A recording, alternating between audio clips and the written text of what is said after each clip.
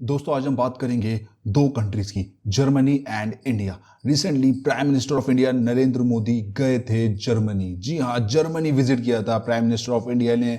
लेकिन जर्मनी में क्या क्या डिस्कशन हुए जर्मनी के चांसलर के साथ, क्या क्या डील साइन हुई, क्या कोई सच में डील साइन हुई है? Well, we are here to tell you about this topic. Let's get started. But before starting this topic, do you know these amazing facts about Germany? क्या आप जानते हो जर्मनी का ऑफिशियल नाम क्या है? क्या आप जानते हो डायलिंग कोड क्या है जर्मनी का?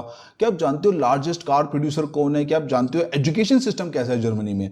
Different types of beers in Germany, कितने तरह की बियर्स होती है जर्मनी में? नेशनल डिश क्या है जर्मनी की? Cultural activities in Germany.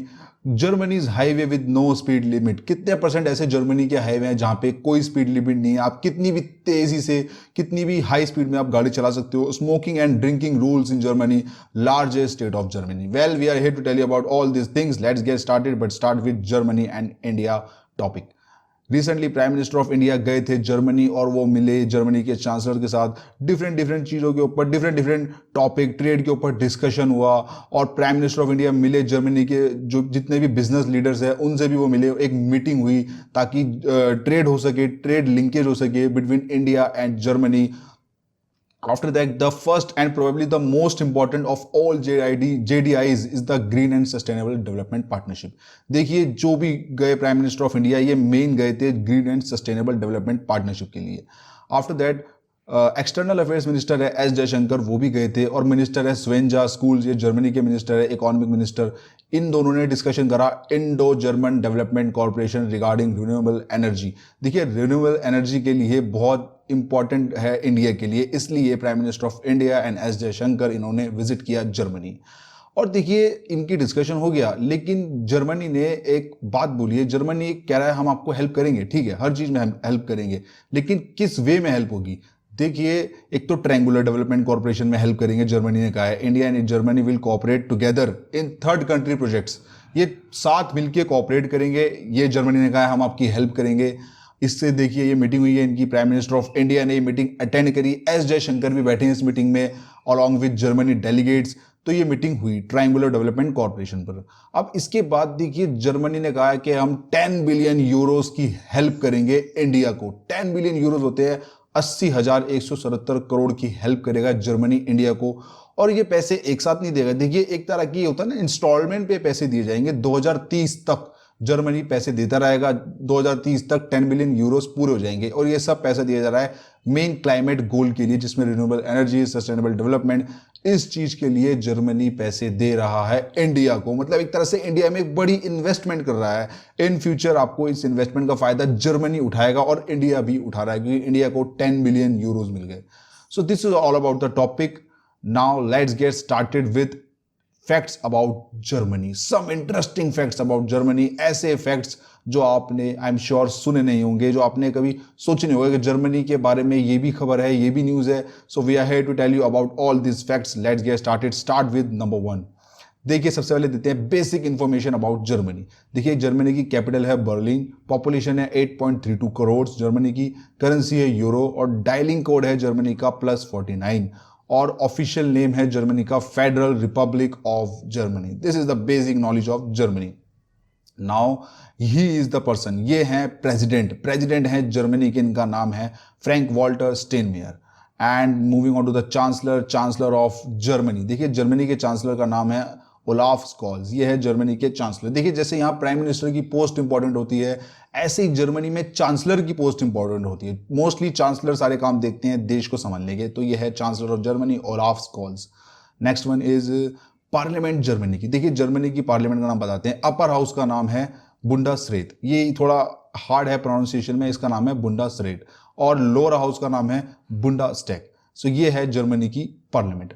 Moving on to the next one, highways in Germany. देखिए, जर्मनी में 65% हाईवे ऐसे हैं जहां पे कोई भी स्पीड लिमिट नहीं है, और उन हाईवेज को कहा जाता है ऑटोबैन। मतलब वहां पे आप तेजी से गाड़ी चला सकते हो। इसका एक रीजन ये भी है कि जर्मनी नंबर 1 है लॉजिस्टिक में, लॉजिस्टिक फील्ड में नंबर 1 जर्मनी है। सबसे तेजी से जो सामान है एक्सपोर्ट इंपोर्ट का इजीली होता है जर्मनी में। तो जर्मनी के ये भी फैक्टर, लॉजिस्टिक में नंबर 1 है, इसलिए 65% हाईवेज ऐसे हैं जहाँ पे कोई स्पीड लिमिट नहीं है, आप कितनी भी हाई स्पीड में आप ड्राइविंग कर सकते हो।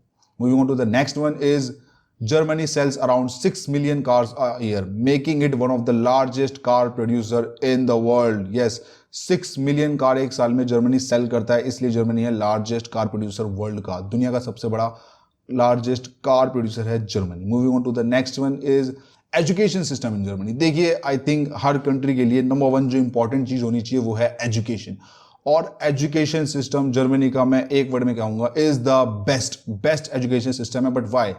Look at this. देखिए यूनिवर्सिटी की जो एजुकेशन है वो फ्री है, एवरीवन, जितने भी लोग हैं जर्मनी में सबके लिए यूनिवर्सिटी की एजुकेशन फ्री है, और इवन फॉर नॉन जर्मन्स। देखिए जो जर्मनी के बाहर के भी हैं, मतलब इंटरनेशनल वहाँ पे वो हैं सिटीजन है, उनके लिए भी एजुकेशन फ्री है। सो आई थिंक ये बेस्ट एजुकेशन सिस्टम है, इसलिए हम इसको कह रहे हैं best education system of Germany. Moving on to the next one is, हाँ, बियर पे बात करते हैं। जर्मनी में 1500 टाइप की बियर होती हैं जर्मनी में, और देखिए Germany is Europe second largest beer consumer है जर्मनी। देखिए German drank 2.55 billion gallons of beer in 2012। Yes, 2012 का ये फिगर है, 2.55 बिलियन बियर कंज्यूम कर ली थी, इसलिए Germany is Europe second largest beer consumer है। Moving on to the next one is related to smoking is banned in public places but drinking is still legal. Yes, ये एक amazing fact है Germany के बारे में कि smoking has been banned in public buildings, on public transportation and in other places since 2007. But you can drink alcohol. देखिए आप openly alcohol P सकते हो, लेकिन ओपनली आप स्मोकिंग नहीं कर सकते जर्मनी में। Moving on to the next one is Germany is composed of 16 states. The states have their own constitution and are largely autonomous. देखिए 16 राज्य हैं जर्मनी में, जिसमें से 403 डिस्ट्रिक्ट हैं, और उनमें से भी 301 रूरल डिस्ट्रिक्ट हैं और 102 अर्बन डिस्ट्रिक्ट हैं। और ये आप जो पिक्चर में देख रहे हो ये है Bavaria. Bavaria is the largest state of Germany. Germany के जितने भी 16 राज्य हैं उन सब में सबसे बड़ा है Bavaria is the largest state. Moving on to the next one is, yes, हाँ, Berlin has the largest train station in Europe. Berlin का है सबसे बड़ा ट्रेन स्टेशन पूरे यूरोप में।